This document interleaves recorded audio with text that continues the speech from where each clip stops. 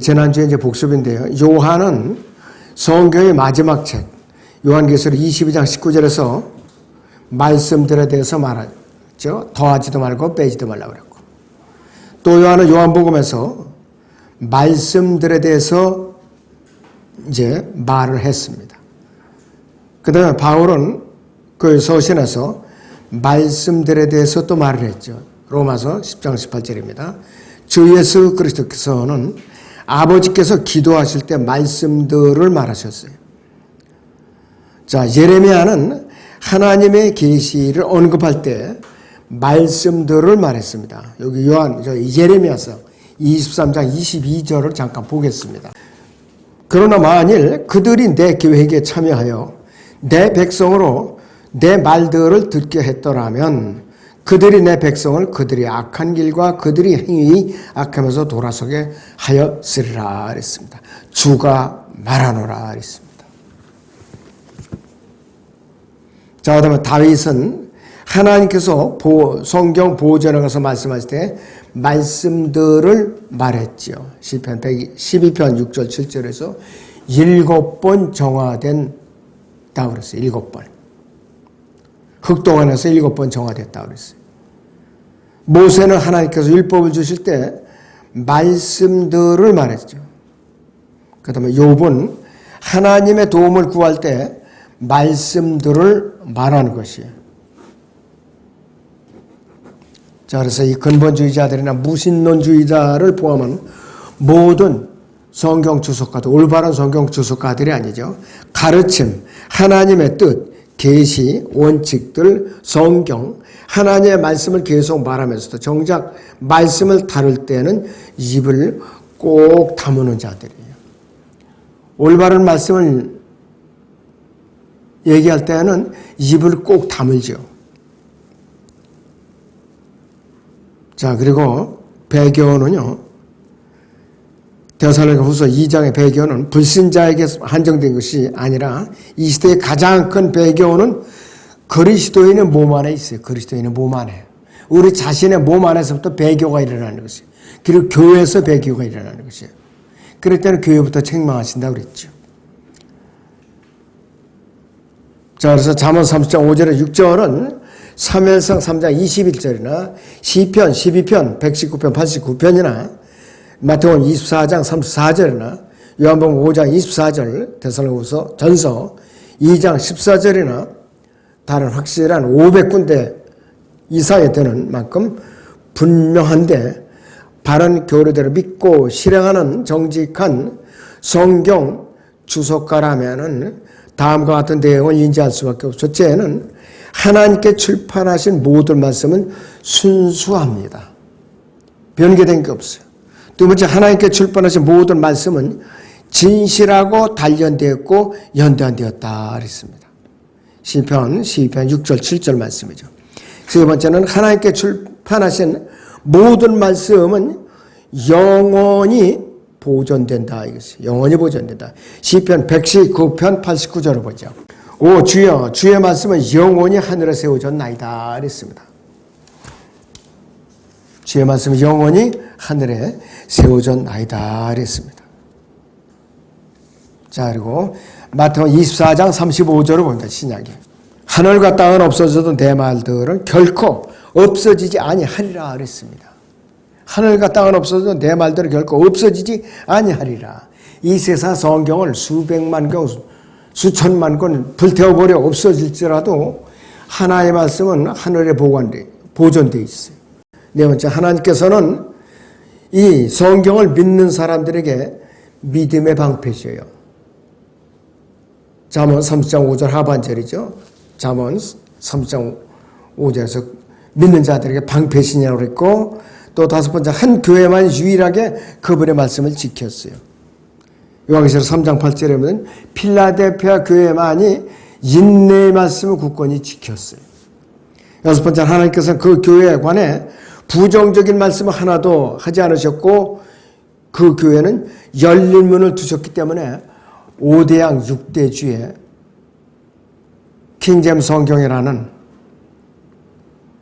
권위역본을 통해서 복음을 전하셨어요. 그 영국이 해가 지지 않는 나라였었는데 1881년에 변개된 헬라 성경이 출간되면서 또 미국은 1901년에 ASV를 출간하면서 영국이나 미국이나 문을 닫는 시대가 되어버렸어요. 문을 닫는 시대가. 그리고 우리나라 6.25 사변을 통해서 월남전을 통해서 아예 미국이 닫혀버리고 말았어요. 성경을 바꿀 때마다 국가적으로 성경을 바꿀 때마다 그 국가가 영향력이 줄어들어요. 영향력이. 자, 7번째는 하나님께서 주신 이 말씀들에 무엇을 더하면 교회는 어떤 교회든지 거짓말하는 교회라고 그랬어요. 거짓말하는 교회.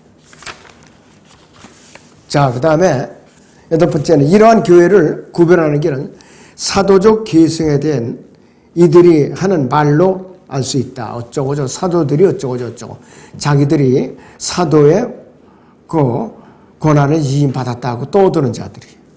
9번째는 하나님께서는 자신의 책에 말씀을 더하는 자는 누구라도 책망하실 것이고 10번째는 또 그렇게 하는 학자는 모두 거짓말쟁이라. 무조건 다 거짓말쟁이라 이것이. 11번째는 말씀에서 섞지 않은 학자도 모두 마찬가지로 거짓말쟁이다.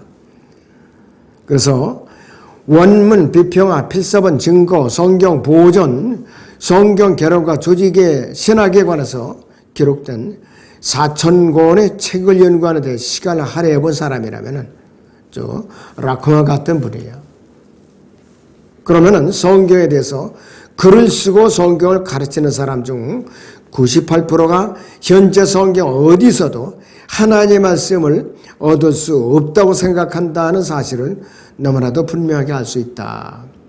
바른 성경을 접어놓고는 아무것도 안 된다 이것이 바로. 라우디케아 교회 시대에 믿음의 수요자들에게 임무가 맡겨져 있는데 이들은 영어 킹제임스 성경의 본문이 무오하다고 믿질 않아요. 자꾸 다른 성경을 번역해내는 것이에요. 그래서 1940년에서 1980년대 믿음의 수호자들은 어떤 자들인가? 로마 카톨릭 니케아 신경 325년과 소위 말하는 사도 신경 AD 200년 것으로 올라서 만들어진 거죠. 이거를 수호하는 자들이 어떤 자들이냐? 믿음의 수호자들이라고 행세하는 거예요. 자, 성령께서 말씀에 더하지 말라는 경고를 지혜의 책에서 하신 것은 아주 의미 있는 것이에요. 그것도 성경의 중간인 잠언 30장에서 5, 6절에서 그렇게 명령을 하신 거예요. 자, 잠언 30장 5, 6절에서 이 경고가 이디엘과 우칼에게만 해당하는 경고는 결코 아니죠. 그래서 모든 새로운 변개된 성서들을 사용한 웨스코트와 홀트의 그리스어 본문에 5,800개 이상의 단어가 변개되어 있는데 뭐라고 설명할 수 있는가? 설명이 안 되는 거예요. 그러니까는 전부 다 엉터리라 이것이에요. 웨스코트와 홀트가 태어나기 2,800년 전에 분명하게 하나님께서 성경을 통해서 경고하셨어요. 이런 자들에 대해서 앞으로 거듭났다면 그리스도의 심판사 가면서 엄중한 책망과 함께 이 상국과 유업을 아예 싹 지어버릴 것이고 거듭나지 못한 자는 백보자 심판석에서 행위대로 심판해서 불못에 던져질 거라 이것이. 그래서 1901년에는 ASV를 믿을 만한 번역보로 받아들이는 급진적인 광신자들은 하나님의 말씀을 혼잡케 하는 것을 언급하는 구절인 잠언 30.6절이 히브리어 발음으로 짜라프라고 하는데 이것을 연단된이라는 것으로 단어를 바꿔 쓰입니다. 그리고 시편 119편 140절에서는 같은 단어를 순수한 이걸로다가 이런 말로 바꿔서 번역을 해버린 것이죠. 그렇다면은 그리스도의 심판석에서 설명을 하려면은 난감할 거예요. 진땀을 뺄 수밖에 없어요. 어떻게 설명할 거냐 이것이. 너무나도 난감한 일이죠. 자, 심판의 날에 다음에 거짓말쟁이들이 줄을 지어 설 거라 그랬어요. 첫째는 유대 랍비들은 탈무드를 성경에 첨가한 것으로 이들은 거짓말쟁이로 책망을 받을 것이고, 두 번째는 로마 가톨릭은 외경을 첨가했기 때문에 책망을 받을 것이고, 거짓말쟁이들일 것이고, 세 번째는 캠벨주의자들은 요한복음 3장 5절에서 침례라는 단어를 갈라디아서 3장 20절에서는 물이라는 단어를 첨가한 것 때문에 거짓말쟁이들로 이들은 책망을 받을 거예요. 그 다음에 종교통합공회는 자연주의와 범신론의 가르침을 첨가한 것 때문에 책망을 받을 것이고, 그 다음에 그리스도학자들은 자신들이 부패하는 의견을 첨가시킨 것 때문에 이들은 거짓말쟁이로 책망을 받을 것이에요. 다윈이나 아인슈타인, 칼 마르크스 이런 자들은 하나의 말씀의 80%를 무시한 것 때문에 이들은 어떻게 되느냐? 거짓말쟁이로 책망을 받을 것이더라. 이들은 어디 가느냐? 지옥 간다 이 뜻이에요. 말씀을 거부하는 개신교도나 도교 신자, 불교도, 마호메트교도, 힌두교의 지도자들과 교사들 이들도 뭐냐면은 거짓말쟁이들도 책망을 받을 것이요. 또 이 7가지를 따르는 어느 시대에나 해당하는 수많은 사람들이 거짓말쟁이들로 판명을 받는다 했어요. 교회 안에도 거짓말쟁이다 너무나도 많은 거지. 교회 안에도. 그래서 마태복음 7장 13절에서는 멸망으로 인도하는 문은 넓고 그 길이 광대하여 그리로 들어가는 사람이 많다고 그랬어요. 적은 게 아니에요. 의외로 많다고 했어요. 자, 잠언 30장 7절에서 10절을 보죠.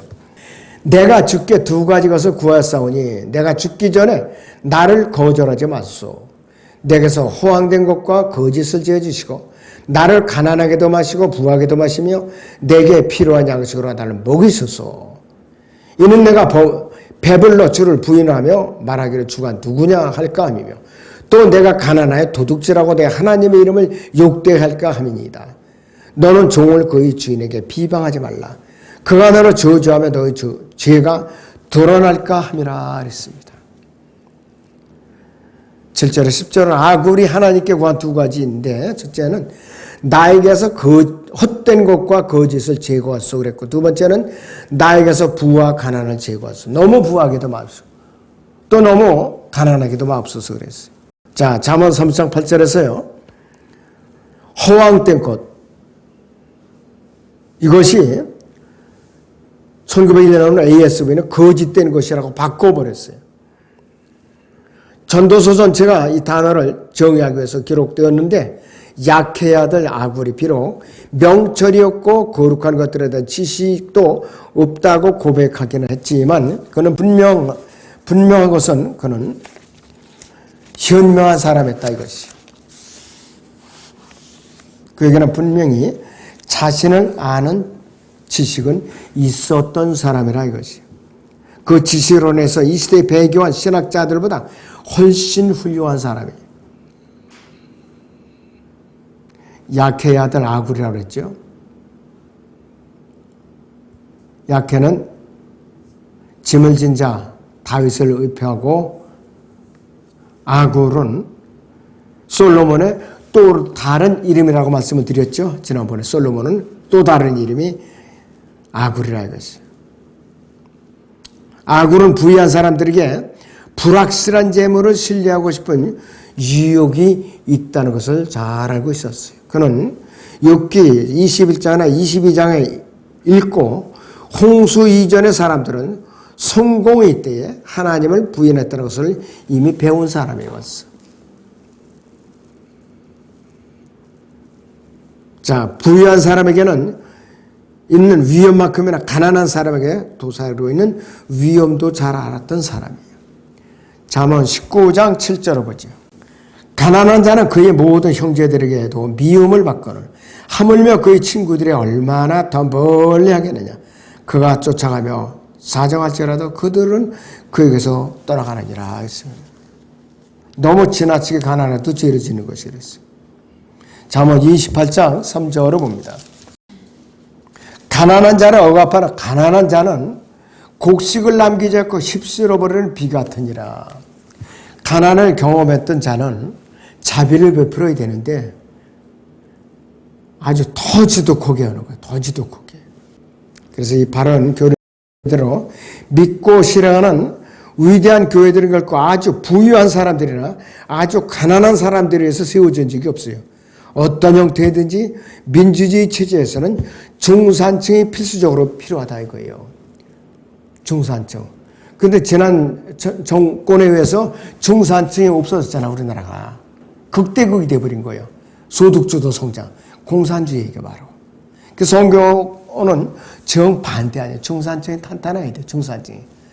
중산층에 의해서 교회가 개척되어서 세워져야만 그 교회가 선교사도 파송할 수 있고 지역교회도 세울 수 있고 복음도 전할 수 있는 거예요. 중산층이 결집되어 있는 교회래야 돼요.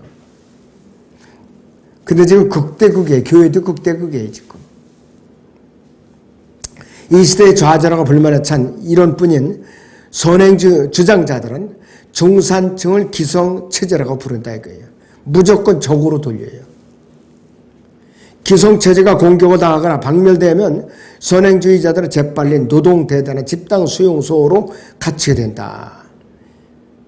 자, 어느 나라가 공산화가 되면요, 공산화에 앞장섰던 사람들은 푸대접을 받아요. 베트남이 공산되었을 때에, 공산주의로 통일되었을 때에 정치국 위원이 28명 중에 베트콩 출신은 2명밖에 없었어요. 나머지는 다 토사구팽 당한 거예요. 토사구팽. 수많은 사람들이 또 학살을 당했고 공산화되면서. 중국이나 러시아에서는 흑인이 정부의 관직을 차지한 적이 한 번도 없었다고 그래요. 가난한 사람은 자신의 불운에 대해 하나님을 저주하고 도둑질하고자 하는 유혹을 받고 떠나서 제2계명을 어김으로써 자신의 하나님이 이름을 욕되게 한다 이것이요. 자, 잠언 30장 10절을 보죠. 내려와서 너는 종을 그 주인에게 비방하지 말라. 그가 너를 저주하며 너희 죄가 드러날까 함이라. 이렇게 말씀하고 있는데 전도서 7장 21, 2절은 이 잠언과 같은 맥락 구절인데, 자, 문맥으로 볼 때요, 비난은 거짓 비난인데 그렇지 않다면 고소자의 죄가 드러나지 않았을 것이라고 그래요. 이 사건은 남의 속사정을 폭로하는 사람이 노예나 고용인종 하나를 희생시켜서 상관을 호의를 얻고자 하는 경우가 많은 거예요. 자, 고소자는 바람직하지 않은 사람이에요. 고소자. 이 시대도 마찬가지, 교회 안에서도 마찬가지.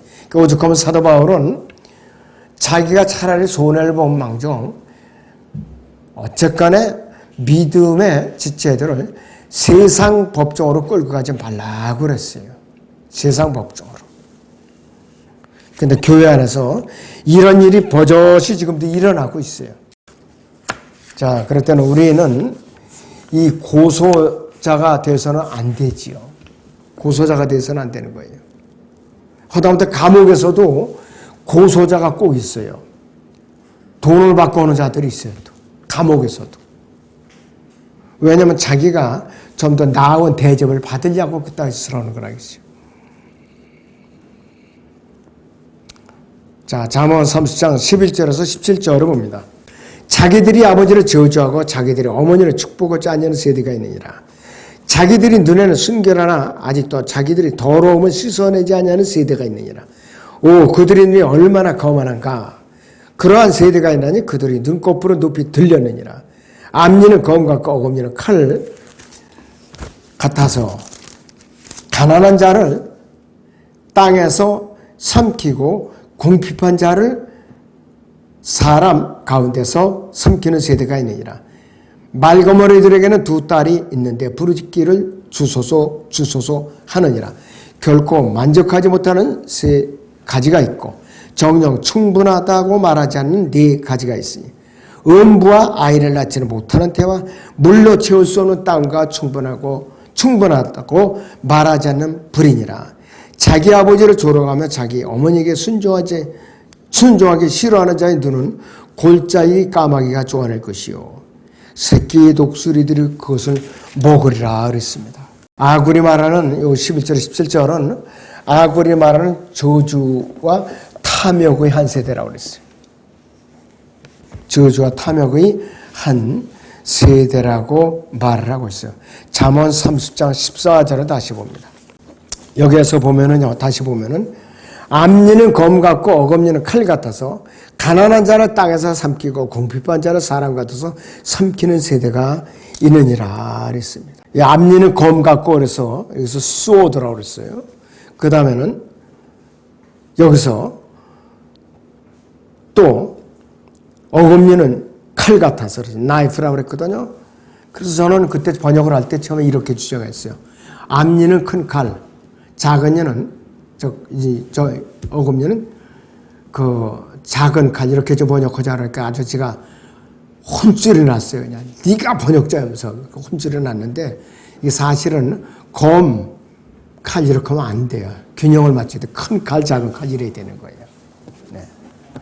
그래서 일단은 그것이 우리 정서상 이제 맞는다 이렇게 알고만 계시에요. 자, 그래서 잠언 30장 11절 17절은 실제적으로는 한 구절로 묶여있는 구절이에요. 11절 17절까지가. 30장 전체는 각 구절이 서로 긴밀하게 연결되어 있는데 영적인 음식과 물질적인 음식이 잠언 30장 6절 7절에서 만나고 잠언 30장 10절에서 11절에서는 저주가 만나고 14절에서 15절은 탐욕이 만나게 돼 있어요. 그래서 주요한 한 세대인데 아굴이 말하는 세대는 첫째는 자신의 눈에는 순수하나 불결하다고 그랬고 잠언 30장 12절에 두 번째는 교만하고 잘난 체하고 고집이 세고 고만하다 13절이고 세 번째는 사람 고기를 먹고 탐욕스러우며 가난한 사람을 박해한다 14절에 네 번째 반역적이고 17절에서 인정이 없다 그랬고 다섯 번째는 아마겟돈 전쟁에서 멸망당할 운명인데 여기서 언급된 세대에는 마태복음 24장 1절 13절의 세대인데 이스라엘이 회복을 보는 세대인데 자 발포와 선언이 지난 30년 후 1948년 5월 14일이 이스라엘 독립을 했죠. 그 즈음에 시작되는 세대인데 우리 연수가 72년이라면 이 세대는 1980년에 태어나며 휴거 전에 새로운 탄생을 경험하지 못한다면 큰 환란으로 돌아가는 세대이다. 이렇게 말하고 있습니다. 오늘 여기까지만 하겠습니다.